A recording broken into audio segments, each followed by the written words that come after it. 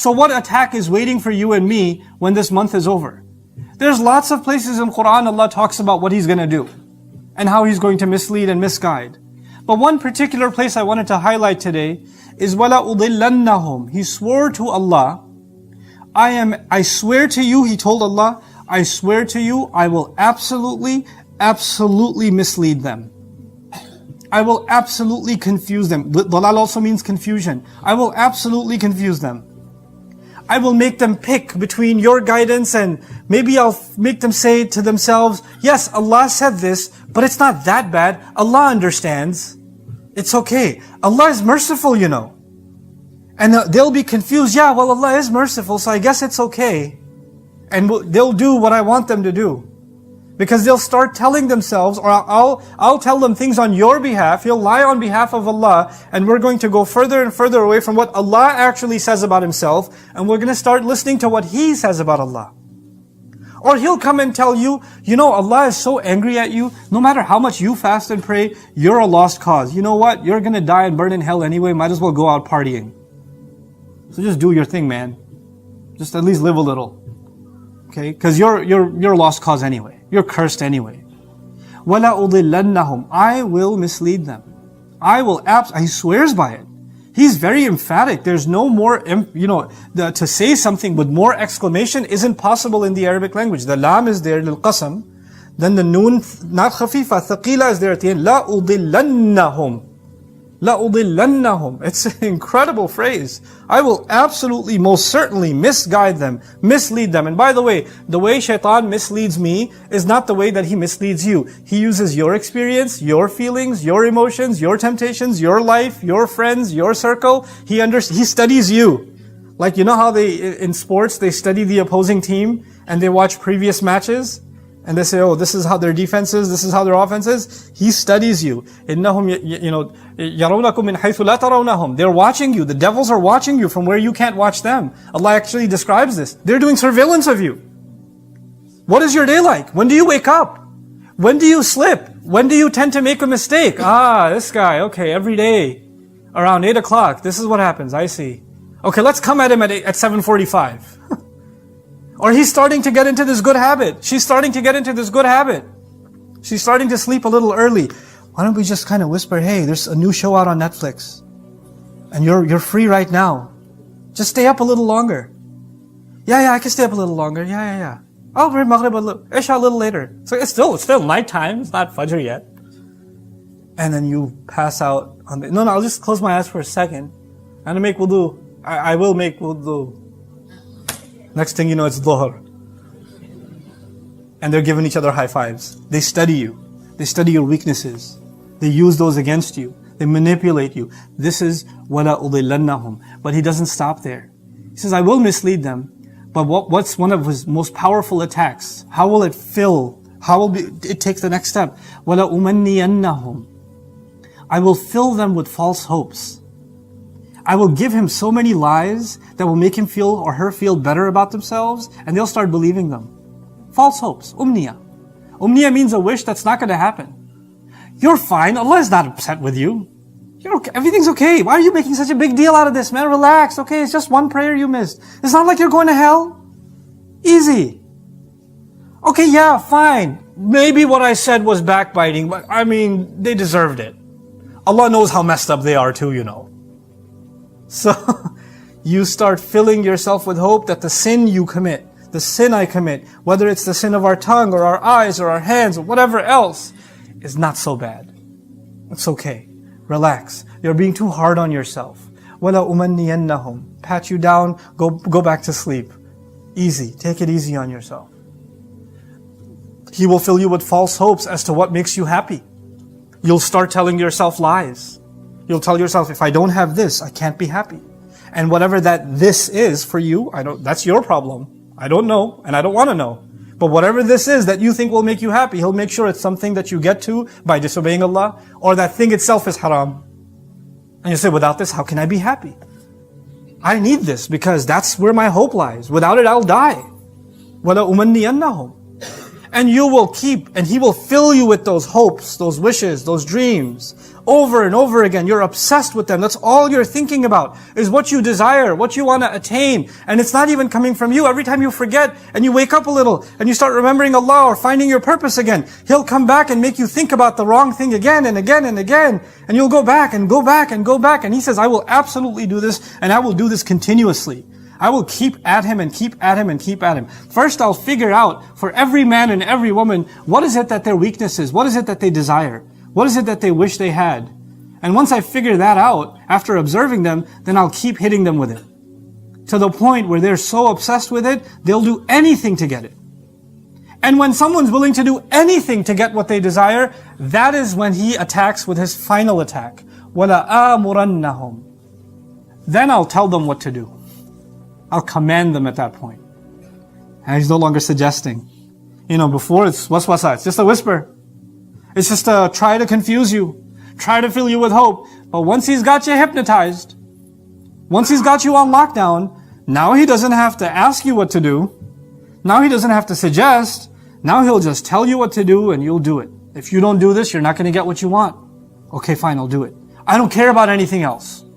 I just want to do this and I don't care. The words I don't care will become very easy for you to say. It doesn't matter. I'm just going to do whatever. Whatever will become your word. Because now nothing gets in the way of you and the umniyah He filled you in. The hopes that He hypnotized you with. This is His attack. This is what's waiting for us. And by the time that happens, by the time He gets to the stage where He can tell you what to do, by the time you and I are so duped that whatever our temptation, our desire, our greed is, we're ready to fall into it, dive right in, then you know what's happened? My whims, my desires have become greater than Allah. It's no longer Allahu Akbar. Then you can pray and you can start your prayer with Allahu Akbar, but those are just words now. They don't actually mean anything anymore. They're just empty words. How is Allah Akbar? Then you become, and I become, like the people described in Surah Al-Jathiyah. Allah Azza wa Jalla says, أَرَأَيْتَ مَنِ اتَّخَذَ إِلَهَهُ هَوَاهُ وَأَضَلَّهُ اللَّهُ عَلَى عِلْمٍ. Have you seen the one that takes his temptations, his whims, his desires, and turns them into their God? Their desires become their God. And Allah allows them to be misled even though they have knowledge. By the way, the first one who allowed his desire, and his desire was recognition, by the way. Shaytan's desire was recognition. He let that become his God. And Allah allowed him to be misled even though he knows Allah. So it won't even, that's the scary part about this. This month, maybe, inshallah, you spend some things learning about Allah's book. Maybe you spent time learning about Allah's Messenger sallallahu alaihi wasallam. Maybe you learned some things you didn't know before. Your ilm increased. Your knowledge of Allah increased. But let me tell you something. Just because knowledge increases, it does not necessarily mean that guidance increases with it. Shaitan has plenty of knowledge. And for him, it's not even knowledge of the unseen. He's seen the angels. He's seen Allah. He's seen the conversation. He's had direct conversation with Allah. He's seen the Messenger sallallahu alaihi wasallam. He's seen Ibrahim alayhi salam. He's seen the truth. He knows it. He saw the angels coming when the battle of Badr was happening and the Sahaba were going into battle. They didn't see the legion of angels behind them. He did. He ran away. He saw the angels. And after knowing all of that, he still disobeys. You know what that teaches us? When someone follows the footsteps of Shaitan, he gets them so good that knowledge doesn't even help. Even if they have ilm. وَأَضَلَّهُ اللَّهُ عَلَى عِلْمٍ. Despite, يعني على الرغم من العلم. Even if they have knowledge, it won't matter. It just won't matter. Somebody will advise you and you'll just say, I know. And you'll still do what you were going to do. Yeah, I already know that, okay? When you say, yeah, I already know that, but whatever, or I don't care, then what good is that? What's the point of it? There are two dimensions of knowledge. There's knowledge up here, there's knowledge in here. Here it stays. Here it goes away. This one goes away. When we do takbir, there are two dimensions of takbir. There's takbir here, there's takbir here. This is the one Allah wants. وَلِتُكَبِّرُ اللَّهَ عَلَى مَا هَدَاكُمْ. Based on the way He guided you. Then He says, وَلَعَلَّكُمْ تَشْكُرُونَ. So you can be grateful. And this is actually Allah's key. I demonstrated to you these 3 attacks of Shaitan today. But what I wanted to end with is Allah's key. How is it that we're going to stay away and be able to fight successfully against Shaitan? one of the keys to that, one of the fundamental keys to that is our gratitude. We have to constantly think of everything Allah has done for us. You know, when someone does a lot of things for you, then you're ashamed to do something against them. When you recognize that. I'm reminded of Yusuf alayhi salam, who tried to remind the woman who was trying to seduce him, إِنَّهُ رَبِّي أَحْسَنَ مَثْوَايَ. My master, meaning also including the one whose house this was, has been good to me. Why would I do this? When someone's been good to you, and you recognize that, then you have a really hard time hurting them, or disobeying them, or being disloyal to them, cheating them.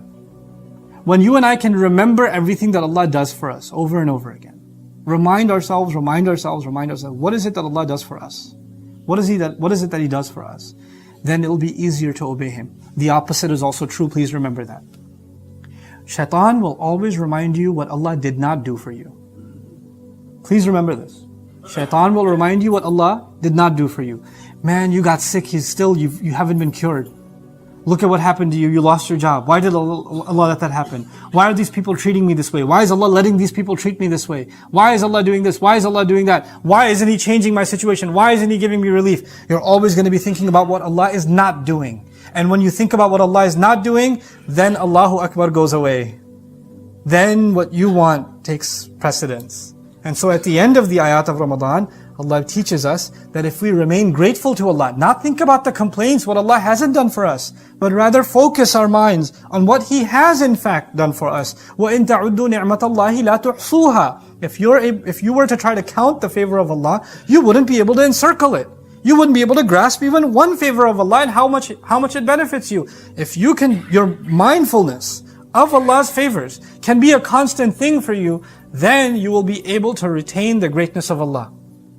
But if that gratitude is not there and that's replaced with complaining, then it's actually, complaining is the sunnah of Shaytaan. He complained, how come you let this one how come you give this one honor? I'm better. I deserve better. And when anybody says, I deserve better from Allah, they're actually following the footsteps of Shaytaan.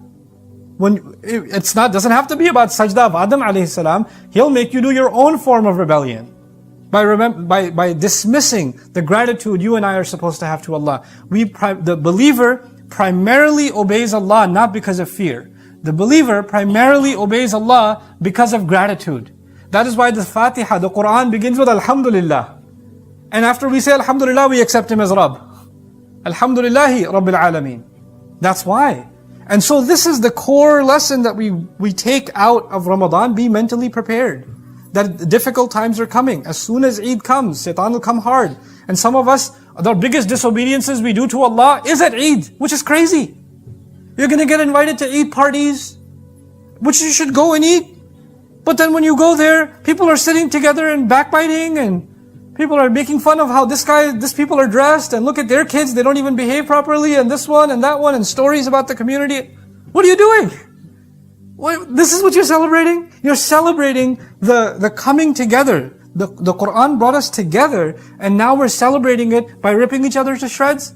By forgetting about Allah? Man, I haven't watched a movie for like 30 days. What's out on Eid Day? We're planning our disobedience already ahead of time. Don't do that to yourself.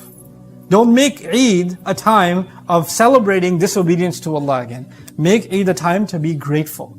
Make Eid a time when you buy your children gifts, buy better gifts for your children to give those who don't have. Make them grateful for what they have and make them people of giving. True gratitude is when we become people of sadaqah. So may Allah Azza wa Jal make us people of sadaqah this coming Ramadan. And at the end of this Ramadan, may Allah Azza wa Jal allow us to reap all of the benefits of this Ramadan and grant all of us and our families forgiveness and guidance. And may Allah Azza wa Jal give us the strength and the guidance that we need, that we're supposed to get out of Ramadan to sustain ourselves against the attacks of Shaytaan for the rest of this year. Barakallahu li wa lakum fil Qur'an al-Hakim wa nafa'ani wa iyyakum bil ayati wa dhikril hakim.